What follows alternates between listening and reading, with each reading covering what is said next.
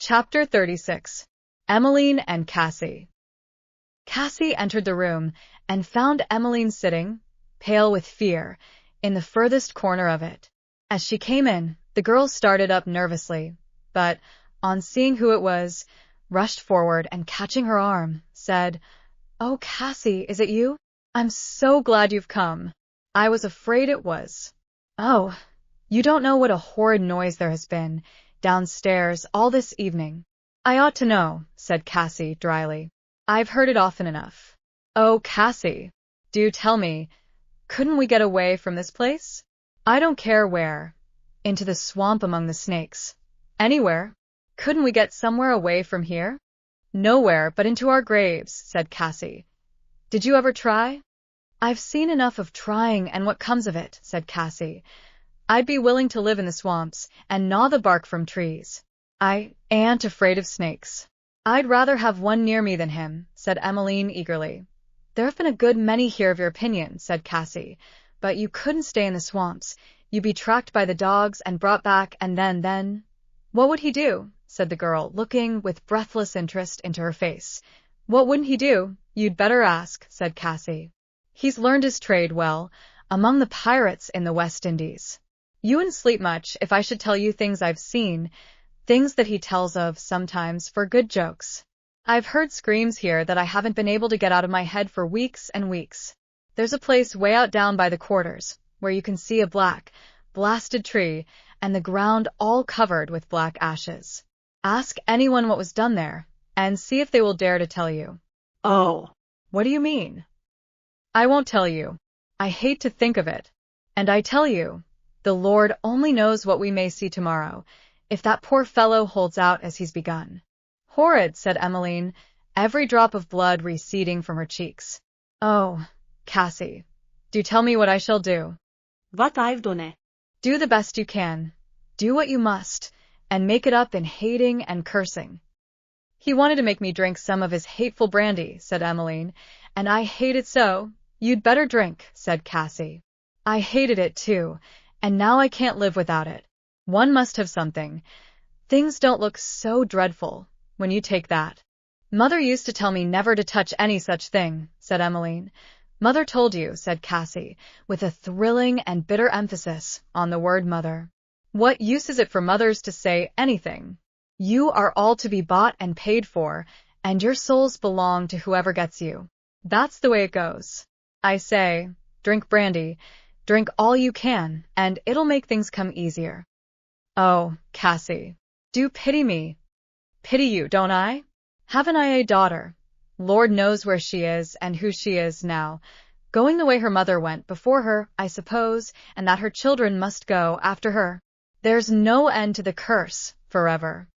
"I wish I'd never been born," said Emmeline, wringing her hands. "That's an old wish with me," said Cassie. "I've got used to wishing that. I'd die if I dared to," she said, looking out into the darkness, with that still, fixed despair which was the habitual expression of her face when at rest. "It would be wicked to kill oneself," said Emmeline. "I don't know why, no wickeder than things we live and do, day after day. But the sisters told me things when I was in the convent that make me afraid to die. If it would only be the end of us, why, then—" Emmeline turned away and hid her face in her hands. While this conversation was passing in the chamber, Legree, overcome with his carouse, had sunk to sleep in the room below. Legree was not an habitual drunkard.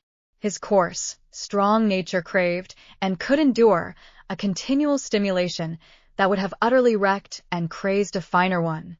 But a deep, underlying spirit of cautiousness prevented his often yielding to appetite in such measure as to lose control of himself.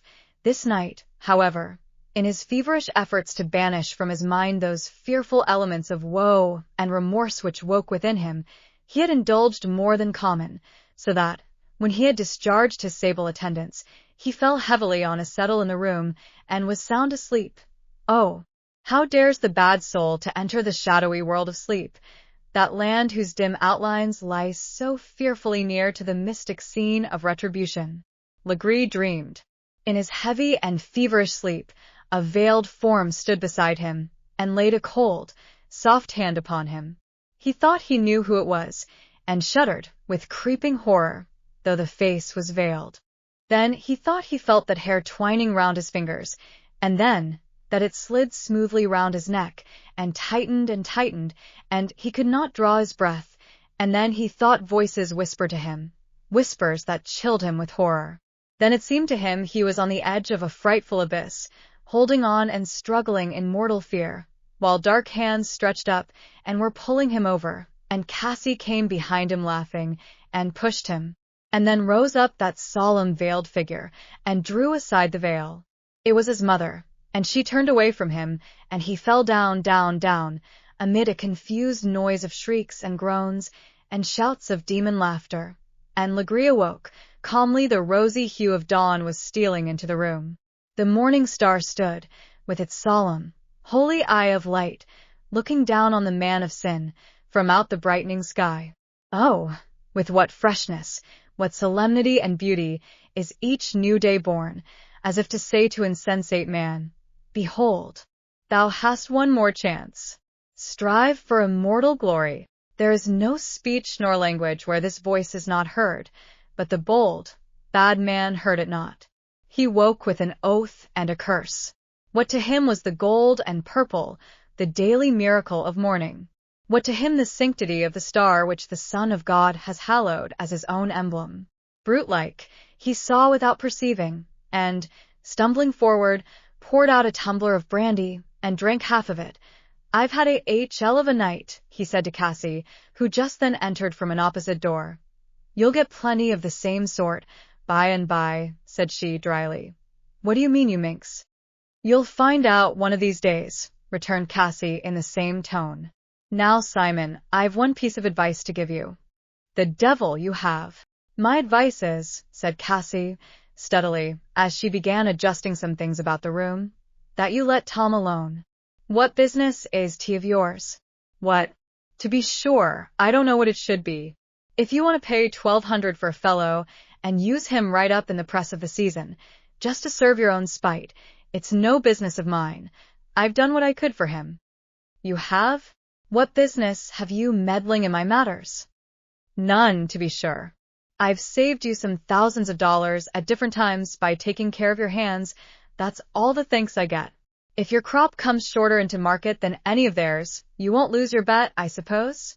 Tompkins won't lord it over you, I suppose, and you'll pay down your money, like a lady, won't you? I think I see you doing it." Legree, like many other planters, had but one form of ambition, to have in the heaviest crop of the season, and he had several bets on this very present season pending in the next town. Cassie, therefore, with woman's tact, touched the only string that could be made to vibrate. "Well, I'll let him off at what he's got," said Legree, "but he shall beg my pardon and promise better fashions." "That he won't do," said Cassie. "Won't? No, he won't," said Cassie. "I'd like to know why, mistress," said Legree, in the extreme of scorn. "Because he's done right, and he knows it, and won't say he's done wrong. Who a cuss cares what he knows? The nigger shall say what I please, or you'll lose your bet on the cotton crop by keeping him out of the field just at this very press. But he will give up. Course he will. Don't I know what niggers is? He'll beg like a dog this morning." "He won't, Simon. You don't know this kind. You may kill him by inches. You won't get the first word of confession out of him." "We'll see. Where is he?" said Legree, going out.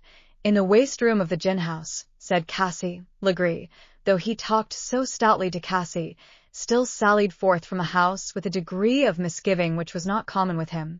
His dreams of the past night, mingled with Cassie's prudential suggestions, considerably affected his mind.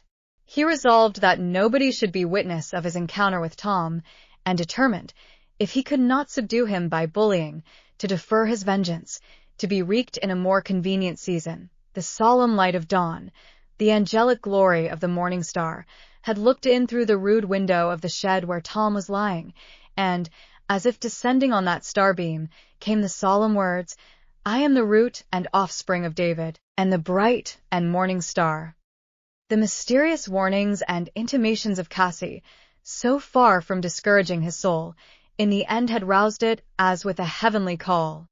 He did not know but that the day of his death was dawning in the sky, and his heart throbbed with solemn throes of joy and desire, as he thought that the wondrous all, of which he had often pondered, the great white throne, with its ever-radiant rainbow, the white-robed multitude, with voices as many waters, the crowns, the palms, the harps, might all break upon his vision before that sun should set again.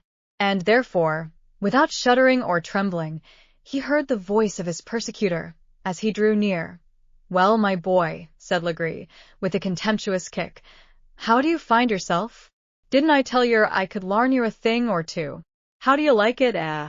How did your wailing agree with yer, Tom? Ain't quite so crank as you was last night. Ye couldn't treat a poor sinner, now, to a bit of sermon, could ye? Eh?" Tom answered nothing. "Get up, you beast," said Legree, kicking him again. This was a difficult matter for one so bruised and faint, and, as Tom made efforts to do so, Legree laughed brutally. "What makes you so spry this morning, Tom? Cotched cold, maybe, last night." Tom by this time had gained his feet, and was confronting his master with a steady, unmoved front. "The devil, you can," said Legree, looking him over. "I believe you haven't got enough yet. Now, Tom, get right down on your knees and beg my pardon, for your shines last night." Tom did not move. "Down, you dog," said Legree, striking him with his riding whip. "Martyr Legree," said Tom, "I can't do it. I did only what I thought was right. I shall do just so again, if ever the time comes. I never will do a cruel thing, come what may." "Yes, but ye don't know what may come, Master Tom. Ye think what you've got is something. I tell you, 'tan't anything. Nothing to all. How would ye like to be tied to a tree, and have a slow fire lit up around ye? Wouldn't that be pleasant? Tom?" "Martyr," said Tom, "I know ye can do dreadful things, but—" He stretched himself upward and clasped his hands. "But, after ye've killed the body, there ain't no more ye can do. And oh, there's all eternity to come after that." Eternity. The word thrilled through the black man's soul with light and power as he spoke. It thrilled through the sinner's soul, too, like the bite of a scorpion. Legree gnashed on him with his teeth, but rage kept him silent, and Tom, like a man disenthralled, spoke, in a clear and cheerful voice. "Martyr Legree, as ye bought me, I'll be a true and faithful servant to ye. I'll give ye all the work of my hands, all my time, all my strength, but my soul I won't give up to mortal man. I will hold on to the Lord, and put his commands before all, die or live. You may be sure on't, Martyr Legree, I ain't the grain afeard to die. Et assundi not. Ye may whip me, starve me, burn me, it'll only send me sooner where I want to go. I'll make ye give out, though, for I've done," said Legree in a rage. "I shall have help," said Tom. "You'll never do it." "Who the devil's going to help you?" said Legree, scornfully. "The Lord Almighty," said Tom. "D.N.U.," said Legree, as with one blow of his fist he felled Tom to the earth. A cold, soft hand fell on Legree's at this moment. He turned. It was Cassie's, but the cold, soft touch recalled his dream of the night before, and, flashing through the chambers of his brain, came all the fearful images of the night watches, with a portion of the horror that accompanied them. "Will you be a fool?" said Cassie in French. "Let him go.